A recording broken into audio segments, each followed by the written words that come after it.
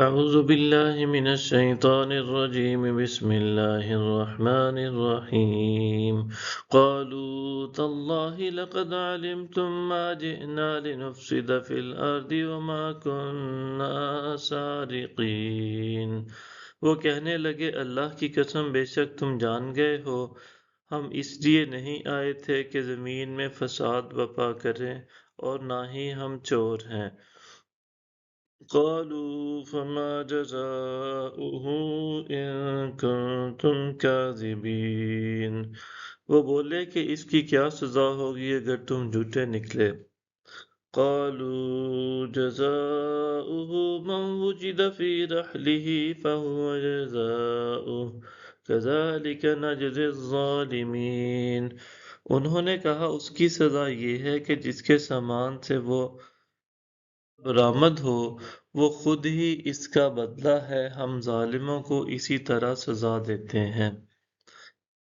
فَبَدَأَ بِأَوْعِيَتِهِمْ قَبْلَ وِعَاءِ أَخِيهِ ثُمَّ اسْتَخْرَجَهَا مِنْ وِعَاءِ أَخِيهِ كَذَلِكَ كِدْنَا لِيُوسُفَ مَا كَانَ لِيَأْخُذَ أَخَاهُ فِي دِينِ الْمَلِكِ إِلَّا أَنْ يَشَاءَ اللَّهُ نرفع درجات من نشاء وفوق كل ذي علم علیم۔ پس یوسف نے اپنے بھائی کی بوری سے پہلے ان کی بوریوں کی تلاشی شروع کی، پھر اس کو اپنے بھائی کی بوری سے نکال لیا۔ یوں ہم نے یوسف کو تدبیر بتائی، وہ اپنے بھائی کو بادشاہ کے قانون کی روح سے نہیں رکھ سکتے تھے مگر یہ کہ جیسے اللہ چاہے، ہم جس کے چاہتے ہیں درجات بلند کر دیتے ہیں، اور ہر صاحب علم سے اوپر بھی ایک علم والا ہوتا ہے۔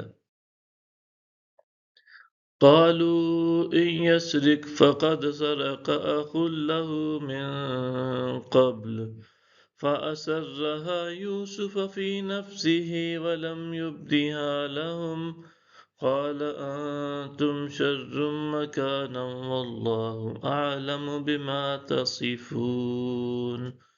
انہوں نے کہا اگر اس نے چوری کی ہے بے شک اس کا بھائی بھی اس سے پہلے چوری کر چکا ہے، سو یوسف نے یہ بات اپنے دل میں رکھی اور اسے ان پر ظاہر نہ کیا۔ کہا تمہارا حال نہایت برا ہے اور اللہ خوب جانتا ہے جو کچھ تم بیان کر رہے ہو۔ قالوا يا أيها العزيز إن له أبا شيخا كبيرا فخذ أحدنا مكانه إنا نراك من المحسنين۔ وہ بولے اے عزیز مصر، اس کے والد بڑے معمر بزرگ ہیں، آپ اس کی جگہ ہم میں سے کسی کو پکڑ لیں، بے شک ہم آپ کو احسان کرنے والوں میں پاتے ہیں۔